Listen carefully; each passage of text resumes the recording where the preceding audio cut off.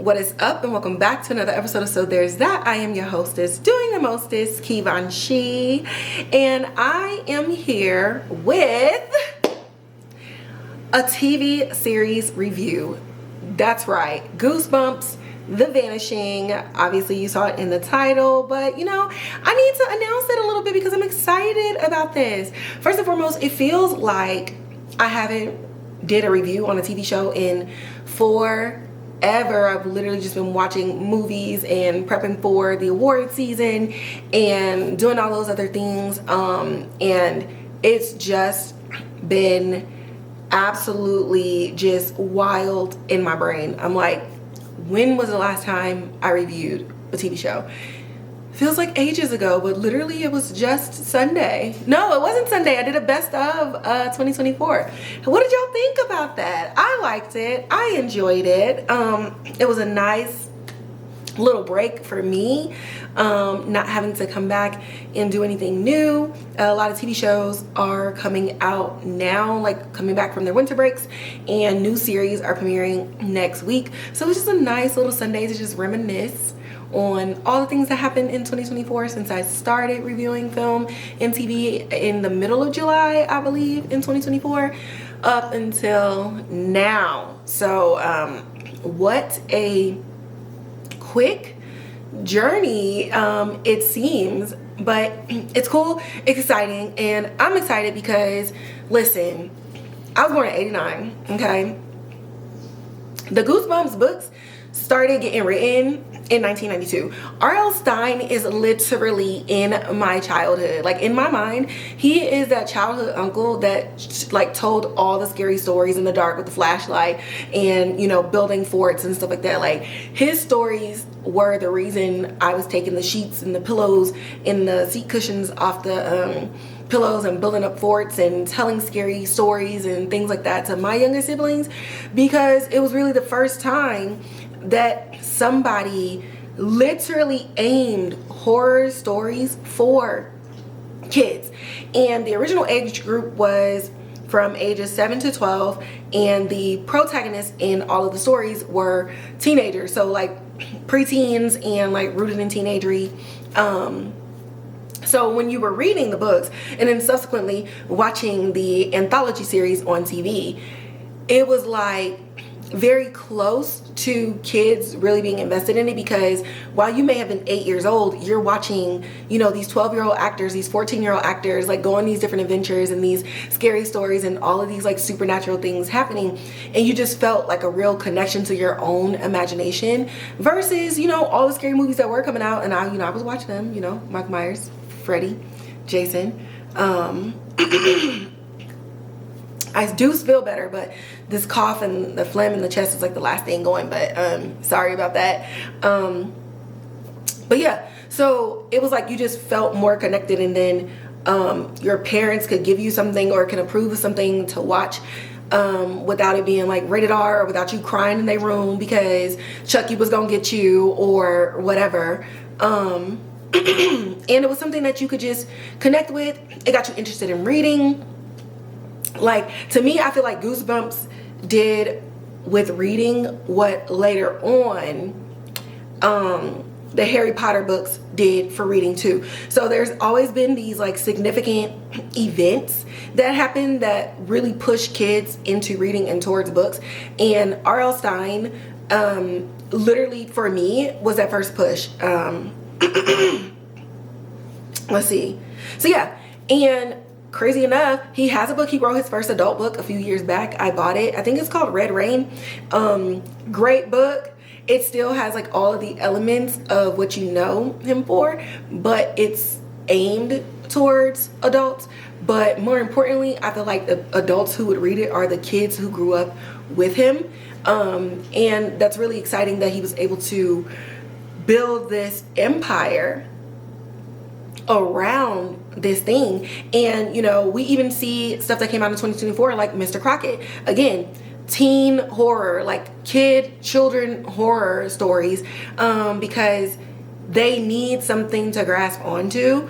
I think that it's appropriate to have not only shows but even movies like riveting storylines that keep kids in like a kid's place, at least with their imagination, with their excitement, and even the energy going towards wanting to make film.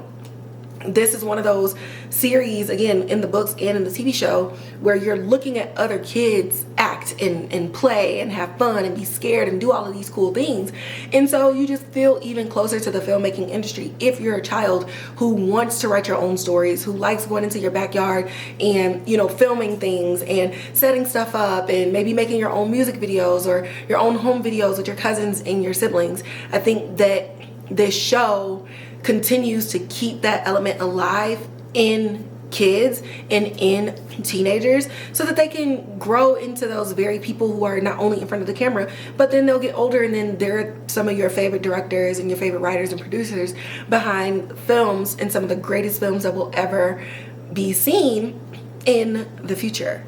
So that's me nerding out just a little bit. There's more to come because, of course, I can't talk about Goosebumps, The Vanishing, which is the season 2 of the Goosebumps resurgence. Season 1 aired in October of 2023, but we can't talk about any of the things that's happening in the 21st century without recognizing and acknowledging its origin story back in the 20th century. Yes, kids, if you're listening to this and you were born in the 21st century, yes, we're going back in time.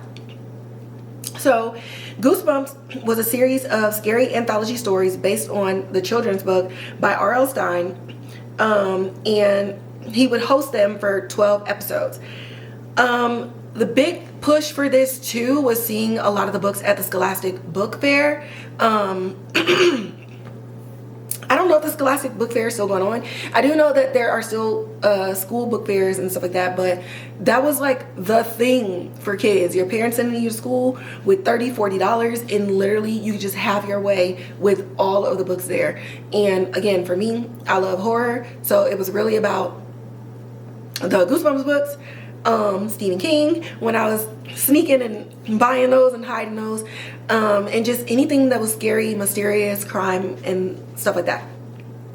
So he created the series after being persuaded by his editing team, Joan Waricha, who was a co-founder of Parachute Press, to write scary books for younger readers. So they were just like, look, I think there's a market here, and I think you're the one to break into the market. So he got the name of it after seeing TV Guide that said it's Goosebumps Weeks on Channel 11.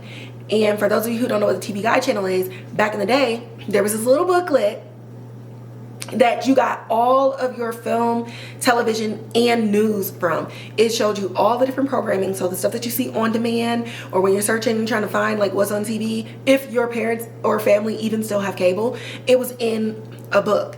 And I don't know or remember what Goosebumps Week was at Channel 11. Again, when Goosebumps came out, I was young, but I do remember shows like Tales from the Crypt being on one of the lower channels. So if it was about scary stuff like The Twilight Zone, Tales from the Crypt, and stuff like that, then it would make sense that if it's Goosebumps Week, that means that they were showing like scarier themed TV shows. He wrote the first book in the series, Welcome to Dead House, in a little bit over 10 days.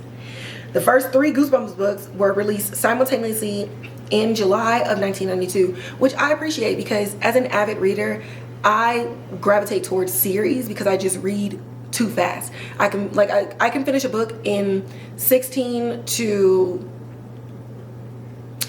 like 26 hours. Now sometimes it's in one sitting and sometimes I will break it up over the course of 2 days, but I just read really fast. So it was really smart to come out with something new, but come out with something new in come out with 3 different books. That way, if people were like biting onto it, they had something immediately in the vicinity and it just pushes the buzz for more. So at first, the sales were slow, but it picked up after the series became a worldwide bestseller. So by 1997, Scholastic ended up putting 62 Goosebumps books and sold over 350 million copies in 32 languages. So when I say this book really did like get kids interested in reading. And you're talking about teenagers who just want to go outside and be with their friends and sneak into the movies, sneak and smoke cigarettes or whatever was happening as a teenager in the 90s. I wasn't a teen in the 90s. It made them sit down and read. Like, that's really powerful. Just having knowledge and having imagination and the ability to create is just a powerful tool that I think that we underestimate, especially now in 2025, where people are just like, hurry up and come out with that next season, hurry up and come out with this next book, and hurry up and come out with other things.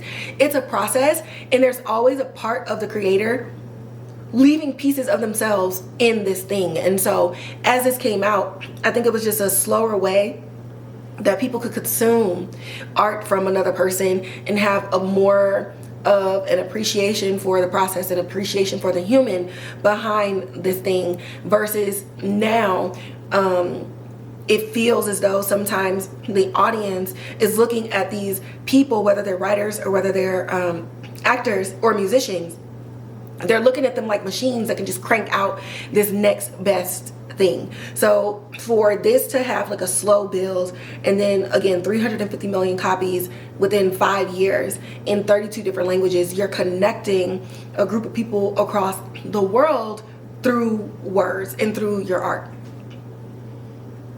So like I said earlier, it's targeted at young readers between the ages of 7 and 12, and it features tween protagonists with fast-paced action and nightmarish characters. Stein says that he drew on his own childhood fears. So again, how do you write a book that's scary for kids? You think about the monsters that you made up in your own mind as a kid. He was very shy and fearful, and he would ride his bike around the neighborhood, and it would be like at night, and even when he was riding his bike, he would always think like something was chasing him. And it's so funny because last night on Twitter, I saw a post where somebody was like, stop walking around at night, walking past cemeteries and then start whistling. Like, that's weird and it's creepy. And it was just one of those things that I remember even as a kid, like being outside, playing hide and seek in cemeteries, or walking down an alley and randomly whistling and scaring my cousins or my siblings and stuff, because the creepiness isn't in the monster that you see, it's the monster that you made up. And he was able to capitalize off of the creatures that you see in your mind when you're crying and you're like, there's something under my bed and it was 20 feet and it had 40 eyeballs. You know how kids be talking and be making up numbers. It was 50 million trillion. Like, kids just be making up stuff. And to be able to capitalize on that and then get a production team of artists who are able to create practical effects and physical manifestations of a creature that doesn't exist was really cool and really, really big during that time. In the new series, he is involved, which is really nice, and he does voice cameos in the episode Night of the Living Dummy Part 2, and he hosts the podcast Let the Right One In, right, which is WRITE. He was closely involved in the development of the series, and like I said, they ended up releasing the first season in October of 2023. He gave feedback on the scripts and on some of the final cuts as well. The show's producers also partnered with Scholastic to gain access to everything related to the Goosebumps books. So you can't just come out with a new Goosebumps without having the heart of the story be researched and then placed inside of the new version in the 21st century. Because at the end of the day, you don't necessarily want to age it up so much that you neglect the audience that it was intended for. So now maybe it's not necessarily ages 7 to 12, even though it's on Disney's Plus and Hulu. Maybe it's 9 to 15 or something like that, because you still want the quirkiness and the imagination and being aloof and just not experience with the world. You want to be able to capture that in these stories where these teenagers are making these decisions outside of adults and they're trying to figure it out, and you're so engrossed in this that you want the child audience, and when I say child, I don't mean anybody younger than the age of 7, but you want that child audience to really be bought into and root for the characters and look at them and think about their own adventures that they have with their siblings, with their cousins, and you want them to be able to continue to drive this story forward with the cinematography and the writing and the storytelling that feels 2024, that feels 2025. So it's really smart of the producers to not only bring in R.L. Stine to bless the series, but to pick up the book and figure out what made this so phenomenal in its inception. So season 1, which is available right now as of today on Disney Plus and Hulu, it was based on events at a Halloween party where the teenagers were finding different items that maybe like gravitated towards them and ended up upending their life, and they ended up having like these series of weird events and things that were going on. However, season 2 sees us in Brooklyn, where these events that are 30 years apart seem to have a correlation where something that was supernatural and otherworldly happened in 1994, and then we end up in 2024 where it seems like these series of events are occurring again. One of the biggest differences between the Goosebumps of today and the Goosebumps of yesteryear is that in the 90s series, the Goosebumps was very much like the Twilight Zone, or again Tales from the Crypt, where each episode was anthological. So no episode, unless they broke it up into 2 parts, no 2 episodes were about the same characters or even about the same monster. Whereas now each season is anthological and they're focusing on different things across the season. So you get a full story where season 1 had 10 episodes and season 2 has 8. But from episodes 1 to the final episode of the season, you're in the same story with the same characters, and you're going on this adventure and trying to solve the mystery with the group instead of each episode being different this time. I would say that really worked in the 90s, especially because a lot of TV shows were about either daily programming or weekly programming. So you really had to wait on pins and needles for the next thing to come out, and you were just watching reruns. Now we have streaming platforms and a lot of shows release everything at once. And so Black Mirror was able to do this, and obviously the remake of The Twilight Zone with Jordan Peele was able to do this, but those are geared more towards an adult audience, and so it seemed easier to jump from event to event in shows like that in the 21st century, because we're also dealing with very mature and very adult things that would scare an adult of today. Versus with Goosebumps, even though they're all releasing them at the same time, I think it's really smart to keep your teenage audience engaged from beginning to end with the story. So like I said, with Goosebumps The Vanishing, the setting is in Brooklyn. We go from a Brooklyn in 1994 to a Brooklyn in 2024. And this season is centered around Anthony, who was played by David Schwimmer, where something that he witnessed and experienced a long time ago seems to be taking place nowadays. And I know I've said that like a bunch of times. I'm literally like thinking about this as I go on like how to tell you the story without telling you the story, because I want you to watch it for yourself.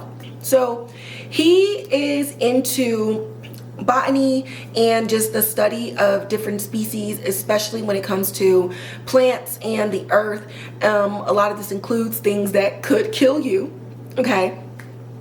And other things with just research and development in his field. His teen children come to stay with him for the summer. He's divorced from their mom, but they come to stay with him for the summer. And while they're there, they hang out with another group of kids that they grew up with or that they used to know from before the divorce happened. So like teenagers, they all get together. You know, we're dealing with the friend group where somebody doesn't like somebody else. We're fighting over who gets the girl. We're in this realm of self-discovery when something is unearthed that ends up bringing together all of their storylines and connects not only the teenagers with themselves in the present, but also brings up this issue of the past with Anthony himself. And all of these events ends up merging into one where we are trying to not only discover the truth from what happened then, but seeing if the discovery of that truth will help solve the mystery of today so that we can keep as many people alive as we can. So one of the things that, again, still keeps this in the teen horror realm, we have teenagers who literally just keep secrets with themselves. They don't tell any adults around them. We have adults who underestimate how mature and how much the teenager will understand. So we move through the series with everybody keeping information from one another. Information sharing is powerful, but it wouldn't be a teenage show if this group of people didn't have secrets and this group of people didn't have secrets. And then so you go with the uncovering and the discovery of all of these different things while dealing with very real everyday things like college applications, like, you know, does this boy like me? Does this girl like me? Do my parents approve of my behaviors? I'm trying to do this thing to be seen as perfect even though I'm not a perfect being. Will my friends still love me? Will my friends still want to hang out with me?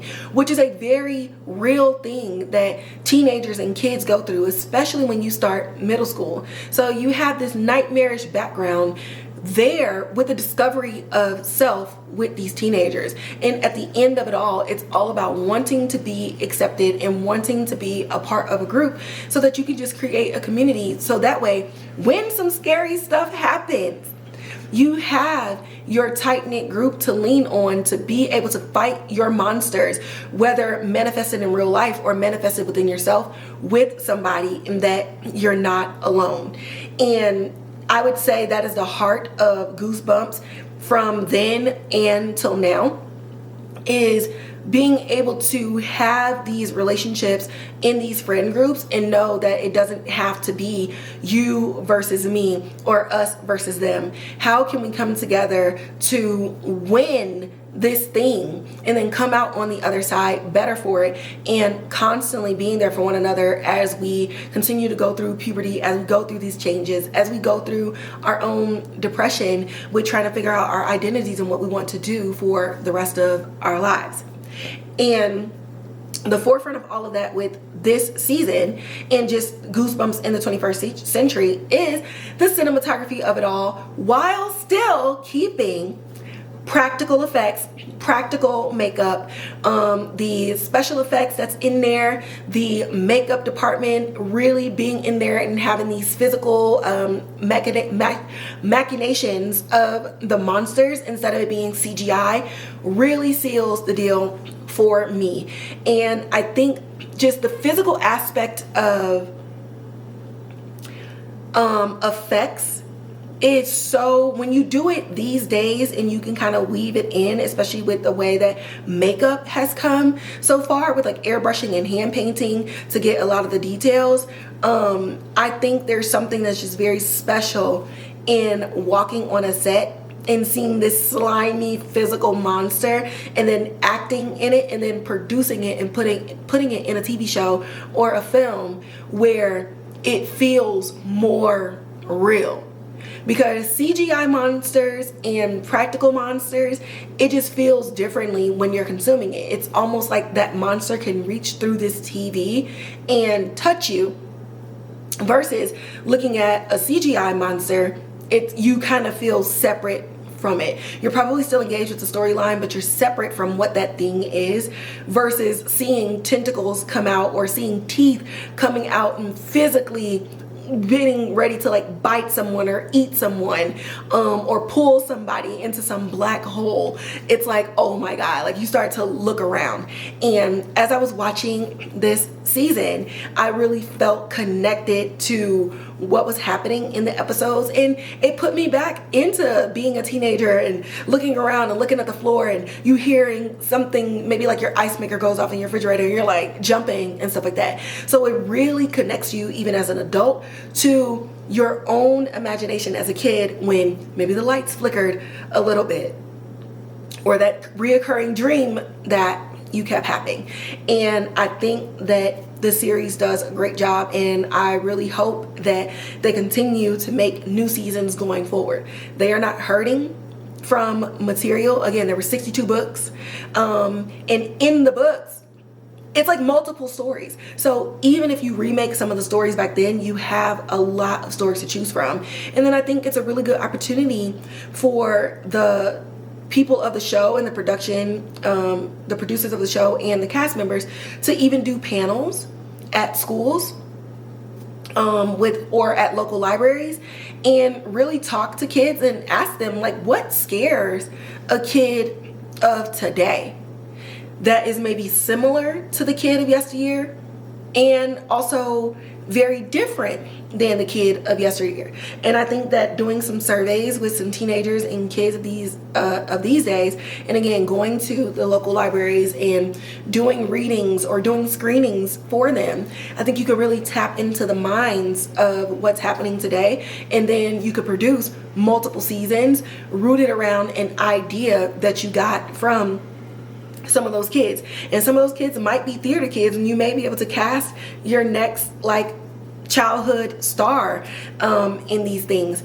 If y'all decide to do that, you heard it here first. That marketing coming into play, but I think it'll be a genius idea, and I don't see a reason why Goosebumps will get canceled anytime soon. So there's that. Okay, one take, y'all. Listen, I'm trying to just be raw and authentic, and if I make a mistake, I just make a mistake. But yeah, so there's that.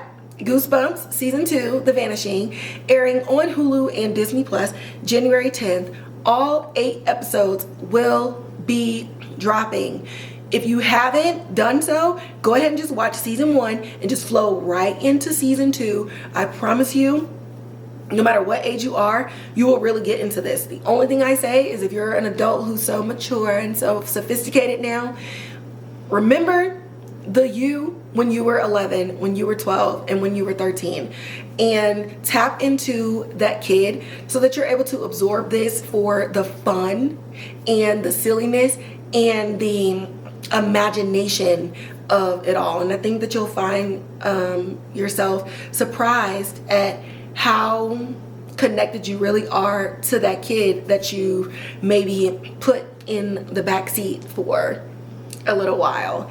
And with that, I'm going to wrap up today's episode. Again, tune in January 10th, Hulu and Disney Plus, Season 2 of Goosebumps, The Vanishing. And again, as always, like, share, subscribe, hit that notification bell, leave comments in the comment box below. If you don't want to watch this, or you have people that just like listening to the audio versions, go ahead and share that link from Spotify and Apple Podcasts. As always, you can find me on Instagram at So There's That Podcast, where I'm covering so many things outside of what you hear and what you see here on the podcast.